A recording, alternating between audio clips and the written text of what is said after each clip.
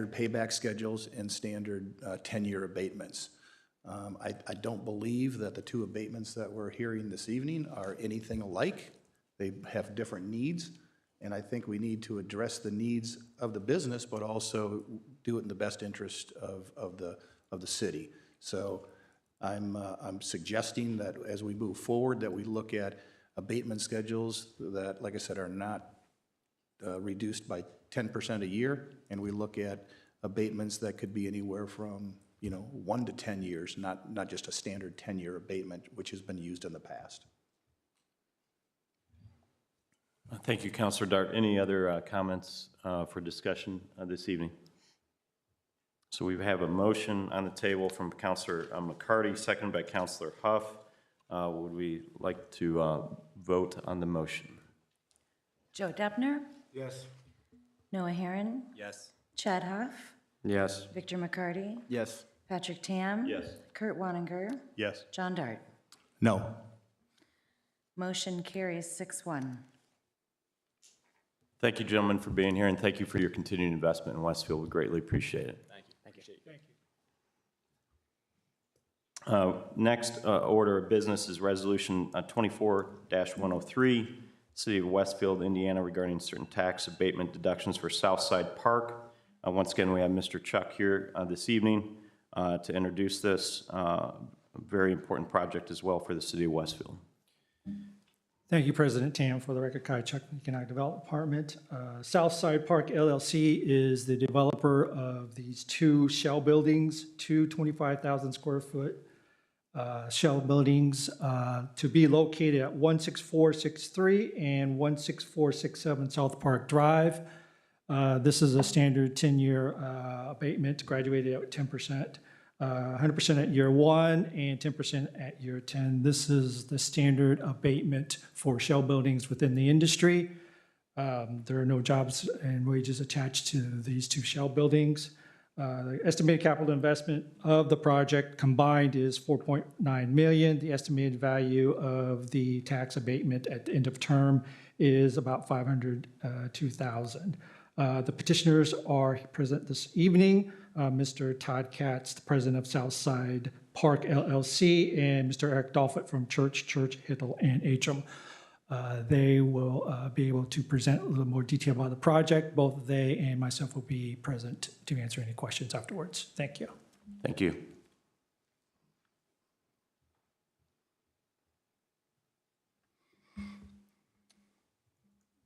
Thank you, members of the council. Eric Douth at Church, Hittle, and Antrim, 116th North Union here in Westfield. I have with me today Todd Katz, president and developer. This is the construction of two separate shell buildings, 22,500 square feet, 24-foot clearance, capable of holding up to 4 tenants or 2 buildings with 1 tenant apiece. Once this, assuming this abatement is approved, it is our client's intention to move forward with the construction as early as this spring and hopefully open relatively quickly. There's quite a market here in Westfield, and we're trying to fill that market if we can. Mr. Katz is here available for specific questions with regards to the development itself, if we can answer anything for you. Are there any businesses that you're focused on bringing to Westfield specifically? Not currently. We're building primarily just a spec, and I think there's such a demand, there'll be a lot of different businesses that'll come. I think this is probably a question for Kai as well. So standard abatement per your comments, but what happens if let's just say another high-tech company comes in health sciences, similar to Isotopia, and requires different abatements? What happens to the abatement, assuming this one gets approved? If you're referring to Isotopia, had personal property abatement. This is real property abatement. So you could include both? yeah, we could include both, both? if it was the right project. Well, and Isotopia also, correct me if I'm wrong, had a real property abatement already on the building that was placed on that building when it was built. That's correct. And that was a multi-tenant building that Isotopia went into. Thank you. Any other questions for the petitioners? Councilor McCarty? This question sorry. is more for Kai. In regarding these types of building facilities, commercial, move-in ready, what is the current inventory within the city of Westfield? Currently, we do not have a lot of inventory to choose from in the city of Westfield, and this would help add to inventory. Different varying sizes. These are very valuable because they're standalone facilities, and they're the first top priority for companies looking to invest in our area is an existing building. Isotopia is a good example. Okay. In addition to that, I'm in support of these types of investments as well in our community. If we have the ability for people to move in, if we don't have a large inventory. So what happens when we would have a large inventory? Would these abatements still be considered at that time? Possibly, depending on the type of building it is and the location in the area that they're in. If they're all concentrated in one area, you may want to look at a different area. Okay. Thank you. And Mr. Doth, the type of construction that we're also type of facility that we're, can you just talk about, I believe it's a clean facility in terms of what could potential uses be? That's Just to exactly, reiterate that. that's exactly right. In fact, we've been in touch with a potential tenant who would like a clean lab, and that opportunity does exist here as we go through the development phase. We've got a prepared detailed development plan in place that has the flexibility to put in a clean lab if necessary. Thank you. Any other discussion for the petitioners? For that, can we entertain a motion and a second, and any other further discussion after that?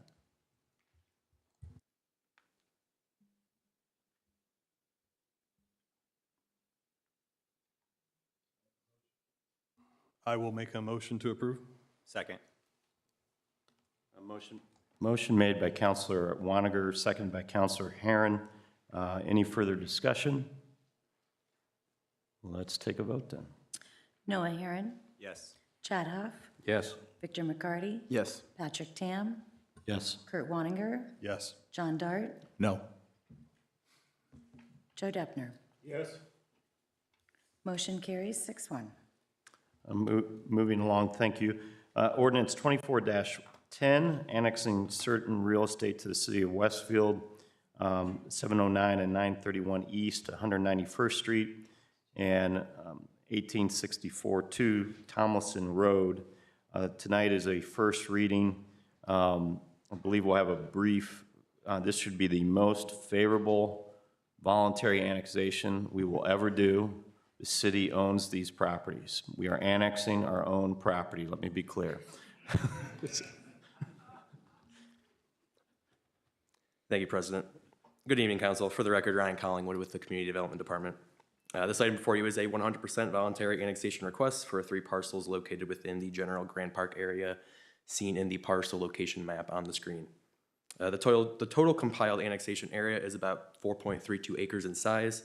The parcels are generally located on the north side of 186th Street, south side of 191st Street, east of Grand Park Boulevard, and west of Tomlinson Road. As President mentioned, these 3 collective parcels are city-owned and are required to be annexed into city limits for secondary plat recordation purposes. This item is noticed for a public hearing this evening and has properly been noticed and advertised. It will be eligible for adoption at your first March meeting, where the fiscal plan will also be presented. I am available for any questions. Thank you. Thank you, Mr. Collingwood. We are required to have a public hearing this evening, so we will start that public hearing at 7:52 this evening. If there's anyone here that would like to comment on a very voluntary annexation. We'll close the public hearing at 7:52 as well. So thank you. We will not be voting on this as for everyone, as it was just stated, but it does have to sit for a period of time per Indiana law. Moving along to ordinance 24-13, Towns at Union, Amendment 1. We do have a brief presentation this evening, just as an introduction, just so folks know what is here. I would encourage people, though, we have changed how we communicate on our agenda. with the good work of our planning department in particular and others, and as well as the clerk treasurer's office, you will see APC public hearing dates, target dates for workshops, and then also potential recommendations if the APC so chooses. This does not put the APC on any time frame or deadline. The APC is fully prepared to have thorough, vigorous inspections and the negotiations with petitioners as well. But I would like to just point out that additional information is there for the public to consume and utilize as they want to participate in that process. Thank you. Thank you, President. Members of the council, again, for the record, Ryan Collingwood with the Community Development Department. The item presented before you this evening is the Towns at Union PUD Amendment 1 proposal. So originally, this PUD amendment proposal encompasses a real estate of the originally approved Towns at Union PUD, which was approved via Ordinance 2206 at the September 12th, 2022 City Council meeting. The Towns at Union PUD Amendment 1 proposal also identifies modifications to the number of permitted stories on the property from 2 to 3 stories, the number of permitted dwelling units from 73 to 80, and the total minimum living area per unit allowance from 1,800 square feet to 2,300 square feet.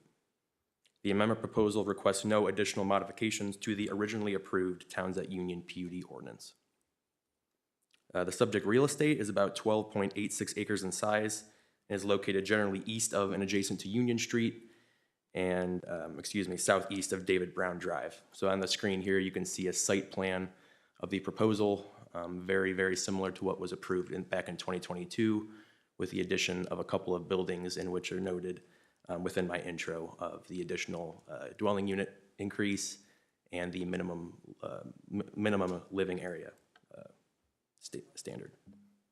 To provide additional context, the Community Development and Economic Development Departments collectively have held conversations with the petitioner in regards to enhancing the building materials. The petitioner has made note of our collaboration and will provide additional elevation exhibits at a subsequent meeting. As I mentioned, the first read is tonight, with the APC public hearing for this item projected to occur at the March 4th meeting. The petitioner is present this evening. They are available for questions, as am I, if you guys have any for staff. Thank you. Thank you, Ryan. We greatly appreciate it. This is sponsored by Councilor Dart. I failed to mention all these petitioners for first readings. We are asking them to meet with individual counselors, one by one or in pairs of 2, as well before this council even agrees to putting these petitioners onto an agenda. So we have a pretty vigorous and engaged council members across the board, in addition to obviously the mayor, as well as our planning department as well. This is a first reading this evening. There does not require a vote. But Councilor Dart, do you have any comments? Yes, I shared these comments with John and Rex from Pulte, but this is going to be a nice project. I'm excited about this project. But the comments that I made to the team at Pulte was that Union Street is and will continue to be a major artery into the downtown area of Westfield.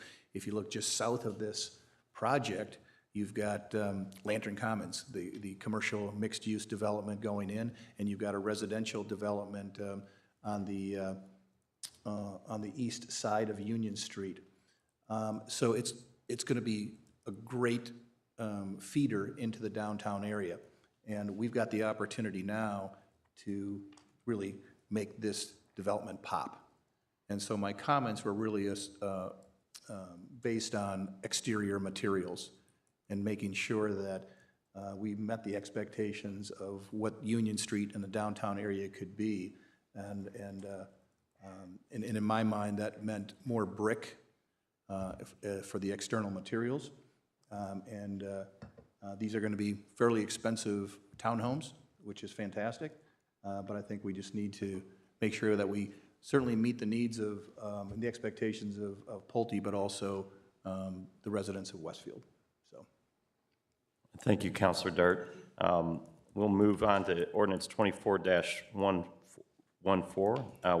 Westwood PUD. We also have a member of our planning department here this evening do a very brief introduction. This is sponsored by Councilor McCarty as well. Thank you, Lauren. Thank you, Mr. President. For the record, Lauren Gillingham with the Community Development Department. I am filling in for Weston Rogers this evening while he is out of the office. Sorry. So the item before you tonight is the first reading for the proposed Westwood Plan Unit Development District. This petition proposes to rezone roughly 10.21 acres located at 18342 Spring Mill Road from AG SF1 to PUD for the development of a special events building and 2 commercial lots fronting on Spring Mill Road. The site is located between Urban Apples to the south and Sundown Gardens to the north. The applicant is the owner of the Sixpence, which is a very sought-out venue in rural Boone County, very popular for weddings. With this property, he hopes to offer a more contemporary option, something a little bit more central to Indy. A landscape buffer is proposed on the western property line against the Somerset West development. Yep. And the applicant intends to provide further landscaping where needed to minimize the impact on the surrounding properties, similar to what was required for Urban Apples to the south, with similar uses. This petition is scheduled to be heard at the March 4th APC meeting, and a workshop meeting is scheduled for April 5th. A neighborhood meeting will be held tomorrow, February 13th at 6 p.m. Here at the Wyndham. Staff is available to answer any questions, should there be any from council. Thank you. Thank you, Ms. Gillingham. Appreciate that. I believe we do not have any additional comments. We will move on to ordinance 24-15. This is technical in nature, UDO General Patch 24.1. Tonight's a first reading. Ms. Gillingham, if you'd like to make a brief comment on this, just so folks know what this is. Yeah, so really briefly, this is a quality of life patch. For various reasons, staff has found it difficult to bring these forth in the last few years. So we essentially have an 11-page document full of things that are just annoying and that need fix in our code. So this is the first of many that will be coming to you. It does not include things like signage or landscaping.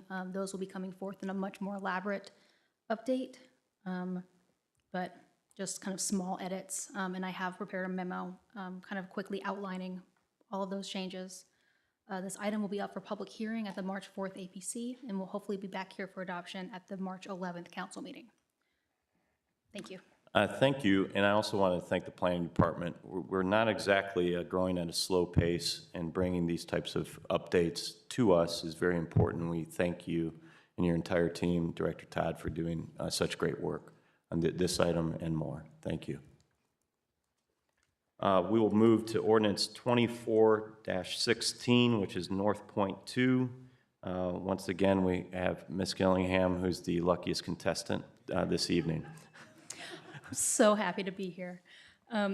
So yeah, for the record, Lauren Gillingham, Community Development Department.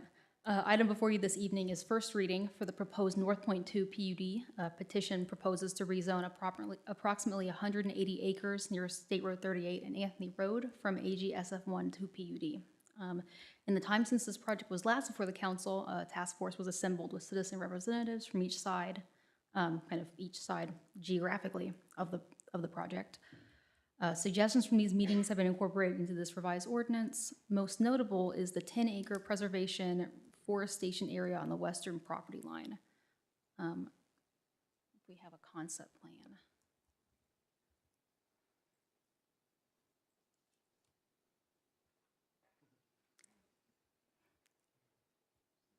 That is it, yes. So if you recall, the original the most recent iteration of this had some large residential lots kind of on the west side where that blue rectangle is. That has now been changed at the request of residents to a 10-acre preservation. It's kind of empty right now, so there's not much to preserve, but preservation and forestation area, and that will include substantial mounding and landscape plantings to help block the view from residents. In addition, there will be a 100-foot setback on the entire perimeter of the property. And while you can't have parking within this setback, potentially the buildings definitely could not be within 100 feet of the property line. To encourage a campus-like development pattern, there's a 7 to 10 acre minimum lot area. Permitted uses include all uses permitted in the LB local business, GB general business, and EI enclosed industrial districts, with some exceptions like fast food restaurants, taverns, nightclubs. While warehousing and distribution is a permitted use, the light industrial uses shall be limited to only those with primarily indoor operations that do not produce odor, noise, or light pollution. The idea is really not heavy industry, more indoor uses. This item is scheduled for public hearing at the March 4th APC. Neighborhood meeting will be held at the Grand Park Event Center on Wednesday, February 28th at 6 p.m. Thank you. Thank you, Ms. Gillingham. I know the mayor would like to make some comments briefly on this North Point 2 project. Thank you, President Tam. I appreciate it. This will look familiar to a lot of people. This is I don't know, second, third, fourth attempt at getting this project off the ground. As most of you know, we had a kind of a town hall meeting with residents in the area to try to get engagement going around this so that we could do the best we could to create, I don't want to say a win-win, because to be honest, every single resident in this area does not want this project. And if I lived in their, and if I was in their shoes, I'd probably feel the same way. So certainly respect that. But I do believe this is a very important location for our city around commercial development. And I'm happy that they were willing to meet with us and try to find a compromise. Their residents create a task group. Myself and Councilor McCarty have been participating on that. And Victor, I really appreciate the effort you put in. You've been magnificent in helping us get to where we're at.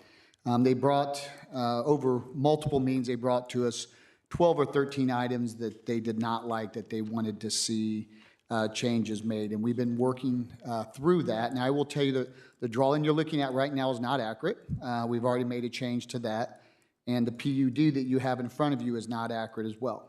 That was the first attempt, and they went through it and found some issues, and issues I didn't even realize that were there that I would never approve, quite frankly, in any development in Westfield. So I've been working with Holiday Properties and the developer to try and rectify those problems.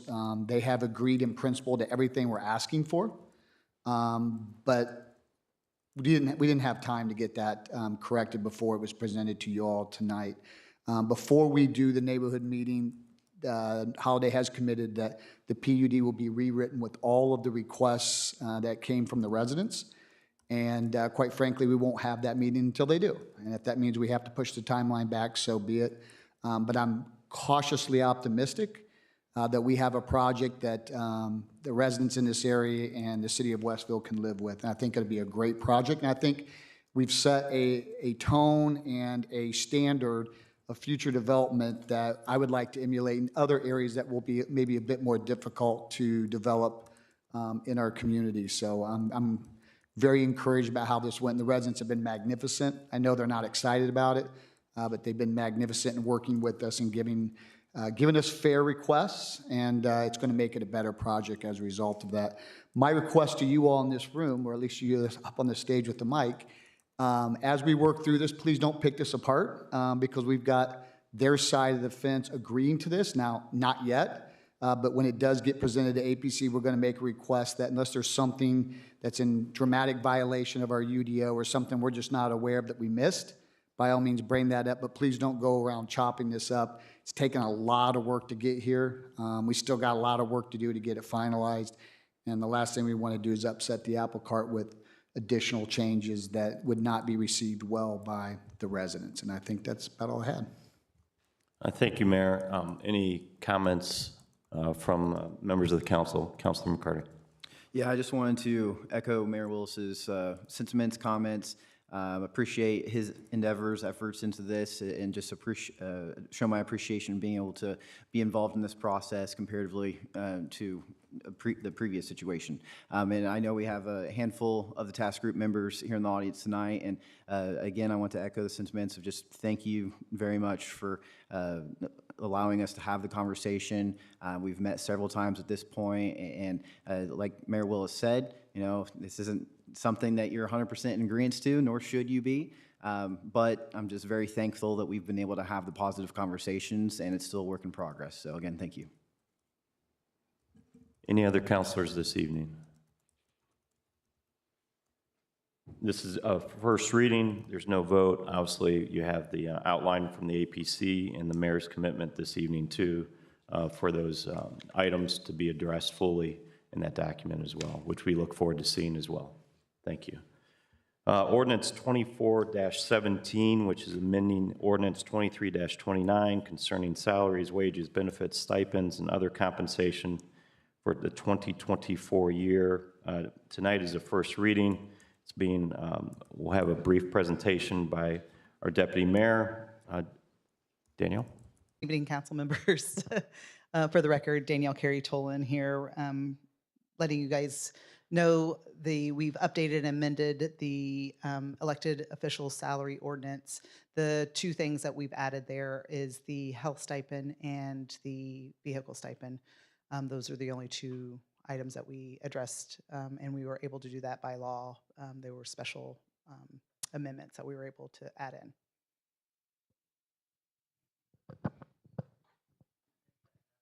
It's back up. Never mind. Yeah. Nope, lied.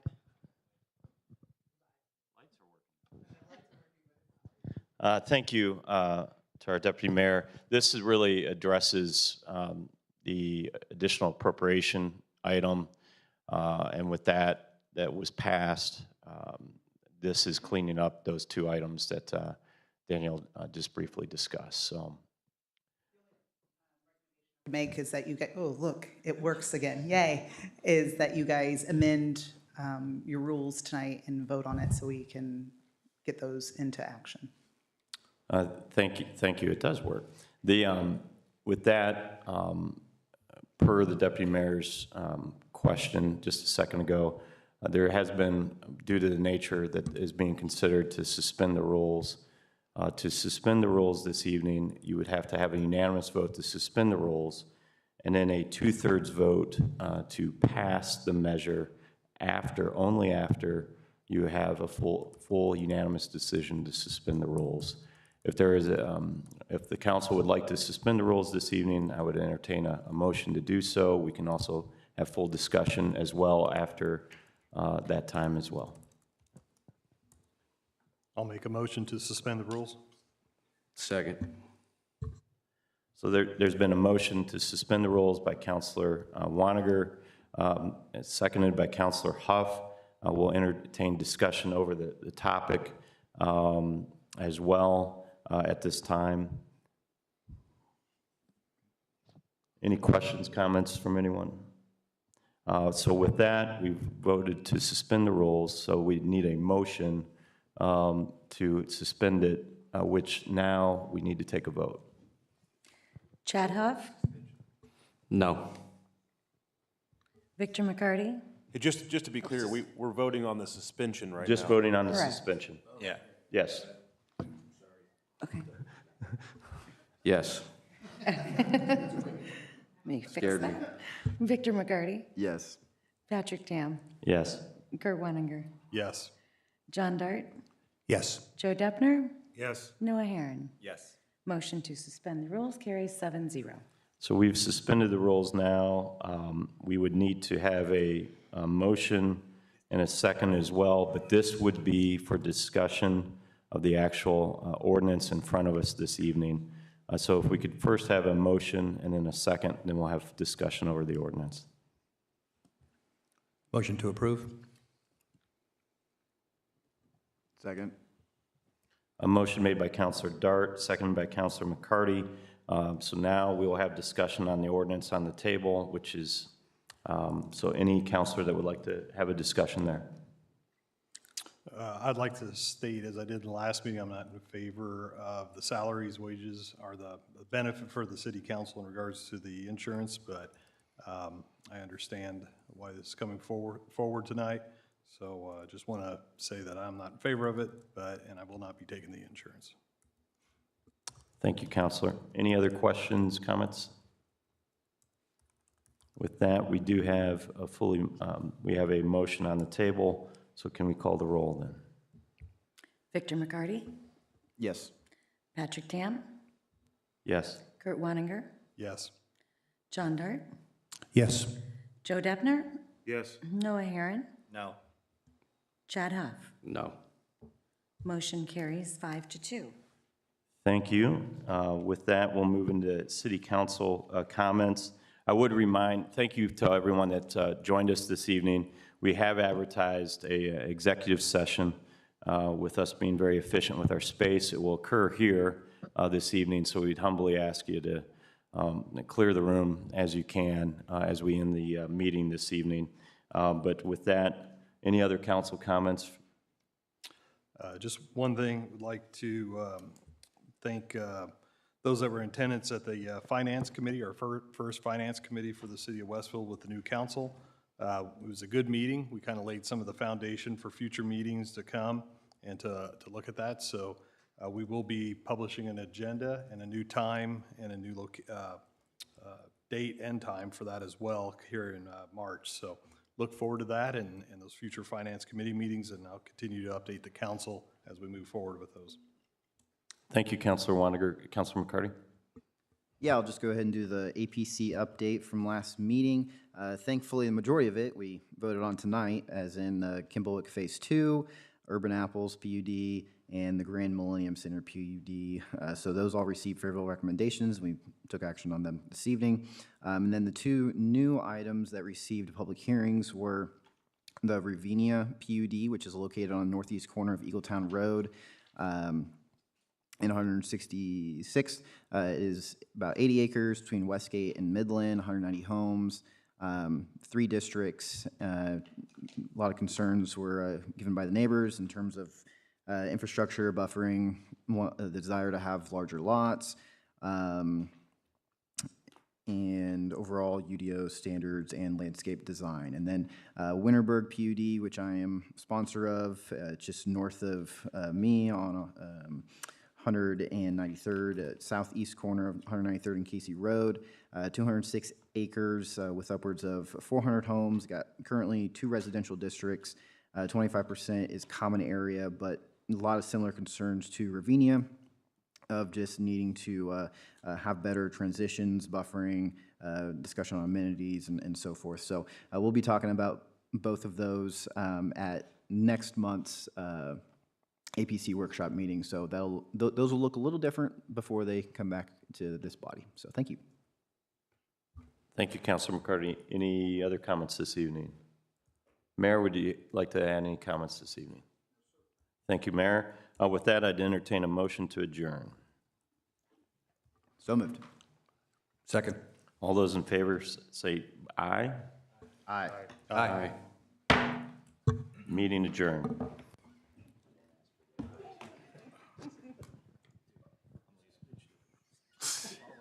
That's one way to do it. I'm going to use that one in the future. You mother. I was gonna